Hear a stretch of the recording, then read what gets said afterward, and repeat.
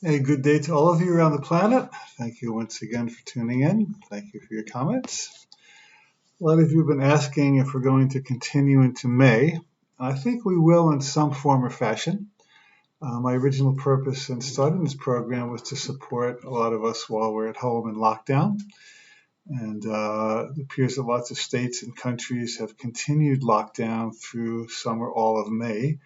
So we'll do something in May. I'm not sure if it'll take exactly the same form, but I will let you know within the next couple of days. Thank you for your interest. If people keep listening and tuning in, I'm happy to keep showing up. So we might amend it slightly, but I think we'll do something. So thank you, thank you. And there are some signs of light at the end of the tunnel. New Zealand has declared itself COVID-free, and a number of states are lightening up on their restrictions. So I think we're going to come out on the other side of this, and I think we all have to stay conscious while we're still going through it. So thank you for your consciousness. So I want to talk to you today about your worthiness. Now, I titled today's program From Earning to Owing. Now, if you didn't quite understand the concept, you might think if I just earn enough, then I can own. And it's actually the opposite message. That if you can just know your worthiness enough, then you know what you own by right of your consciousness, not by right of sweat and struggle. I was coaching a client who, a very successful professional woman with international offices. She was president of her own company. And somebody in her profession challenged her credentials, which were quite in order, but this person was challenging her. And this kind of triggered her. And so I started talking to her about her life. And she explained that when she was about 6 years old, her parents gave her piano lessons. And her father, who was a very strict military man, sat on the piano bench beside her while she was practicing. And he put a 50-cent piece on the piano. And he said, if you can play this piece perfectly, you get the 50-cent piece. If not, I take it back. Well, at 6 years old, who plays a piece perfectly? So it was very, very rare that she got the coin. And as a result of this training, she developed a mentality, no matter how hard I work, no matter how hard I strive, no matter how well I do, it's never good enough. It's never perfect. I will never get the reward. And so she went on to get degree after degree after degree, but no matter how many certifications she got, she always felt there was one more thing she needed to do before she could be worthy. So I worked with her over time in coaching, and she was eventually able to drop into a sense of self-love and self-worthiness just as she was. And then a test came when she was going to a professional conference, and this man who had challenged her viciously was going to be there, and she decided to just go and stand on her own merit. Well, the guy didn't even show up. Then she found that he had been drummed out of the profession for his own indiscretions. So he was kind of a rogue elephant that was trying to take other people down with him. But the important point was that through our coaching and through her self-introspection, she really got the fact that she was enough just as she is, that her life was not based on achievement, it was based on self-acceptance, as is all of ours. So let me ask you the question. What do you believe you have to do first before you can have what you want? It's a big question. Do you think you have to get another degree, another training? Do you have to find your soulmate? You have to get rid of your soulmate? Do you have to lose 20 pounds? Do you need cosmetic surgery? Do you have to move to Sedona? Do you have to find the perfect spiritual master? You see, we set up these games of, well, this has to happen first before it can be enough, none of which are true. Now, you will I make you two promises. One is that you will never, ever, ever, ever, ever, ever, ever, did I say ever, ever? You will never become enough. Why? Because you're already enough. And everything you do to become enough is based on a false premise and it must backfire.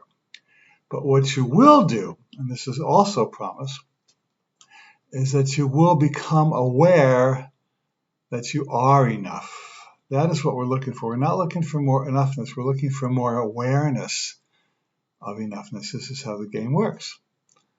Many years ago when I met Wayne Dyer, we were having dinner together one night. We're talking about money and programs. And he said, I have enough money. I don't need any more money. I thought, yeah, well, you make $30,000 a lecture. I thought it was kind of snippy in my mind. And then I realized that he has enough money because, well, he's passed on, of course, but he was saying at the time, I have enough money because he knows he has enough. He's claiming enough right where he stands. You understand? He's claiming enoughness right where he stands. So you and I both know people who have lots of money, but it's still not enough. So enoughness is not a number in a bank account. It's not a trophy wife or husband. It's not a prestigious job. It's not a title. It's not a number of YouTube hits. In the old days, people wanted to be a millionaire. And now people say, I'm a YouTube millionaire. I got 1 million hits on my YouTube. Woo! Well, that's cool. That's really cool. I'm glad you're doing it. But if you're not enough until you get the 1 million hits, then you're not going to be enough when you get the 1 million hits. And there's a statistic about lottery winners. You've probably heard them, that most lottery winners revert to their former level of wealth within a certain amount of time because they don't have a consciousness to manage the money. And this accountant that did this analysis said what he found was that people who were happy before they won the lottery were happy after they won the lottery. People who were not happy before they won the lottery were not happy after they won the lottery. So we have this, we're kind of tied to external signs of enoughness when we're really looking for internal signs of enoughness. Now, I do a life coaching program. I mentioned it. And at the beginning of the program, we ask coaches, what are your fears about becoming a coach? And a lot of them say, well, who am I to coach?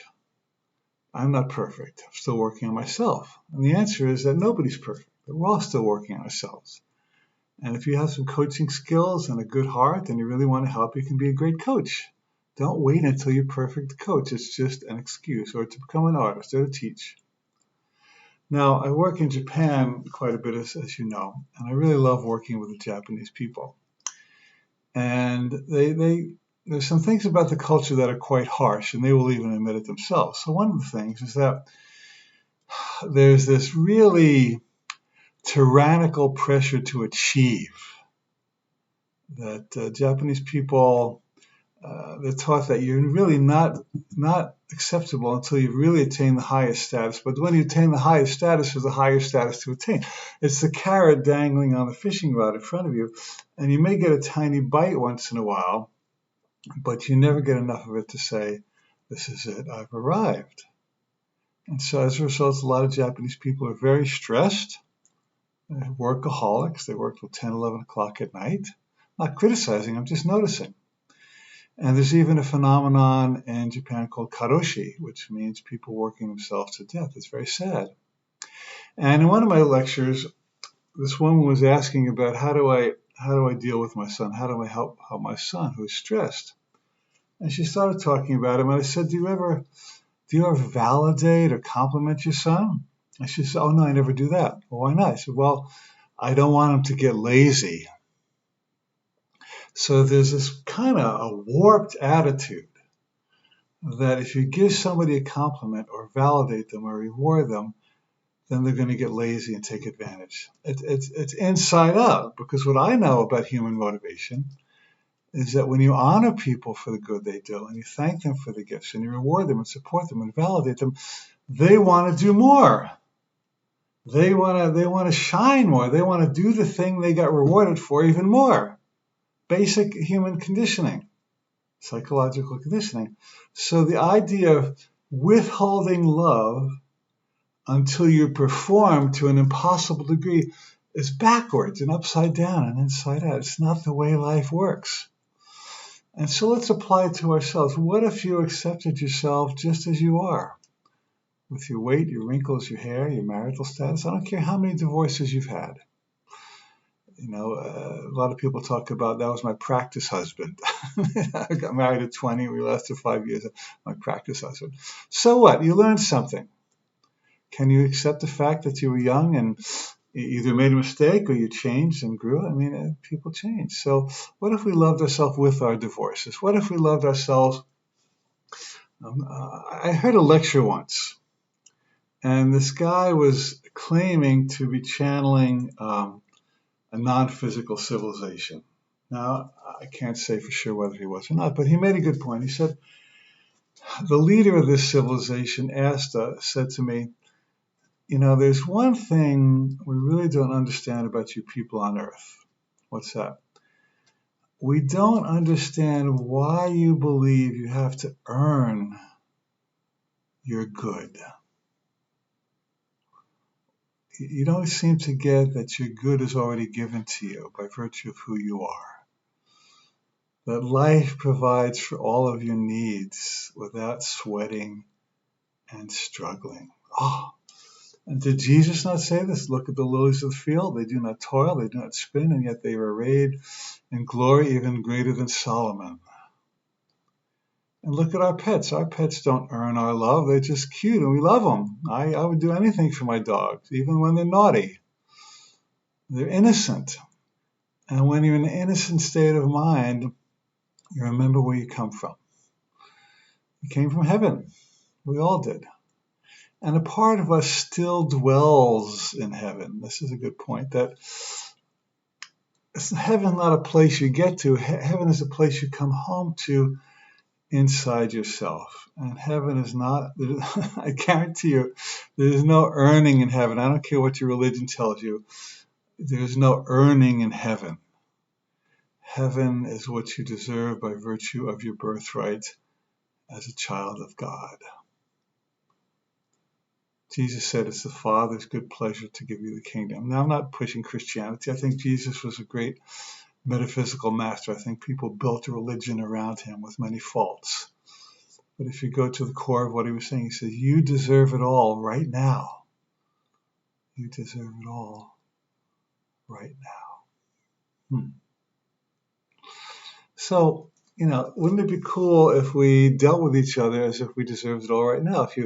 If you gave your kids love without them having to earn it.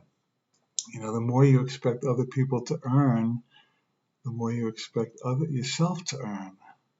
So what if we just wipe this earning mentality out of our consciousness? Now we're heading toward a post-COVID world, as we talked about yesterday. And one of the things that's going to have to change is the struggle ethic. We think we have to struggle for our good. And I think it would just be fabulous if we dropped into... Now, it doesn't mean you're lazy and lay in bed and wait for checks to float in the window. I work and I do lots of things for my profession, but they come from the labors of love. They come from joy. I do it because it makes me happy to do it. It looks like work. Sometimes I'm up late at night preparing a lesson or a lecture. Looks like, wow, that guy's up at 1 o'clock writing. But I'm up at writing because I'm happy to write. And people enjoy my writing and they give me good reports and I'm happy to help them. So you may continue to do lots of things that look like earning, but when they're coming from a sense of joy and overflow and celebration and creativity and service, it doesn't feel like earning. Earning is a mentality that we have to get over. We have to just know that we deserve everything just because of who we are. I will be starting a new program at the beginning of June called LEAP, L-E-A-P, the Leading Edge of Accelerated Prosperity. If you'd like to join me in that, it's an 8-week online webinar program, and we're going to be exploring prosperity from the inside out. Go to my website, alancohen.com. I will meet you there. So just to wrap up for today, you're enough. Right now, I'm enough. Right now, that's the best affirmation you could take. I'm enough. Right now, I deserve all the love I've ever sought. Right now, I deserve all the prosperity I've ever sought. Right now, today is the day I get off that horrible wheel of earning and I drop into my heart And I know that I'm absolutely loved and worthy and deserving exactly where I am.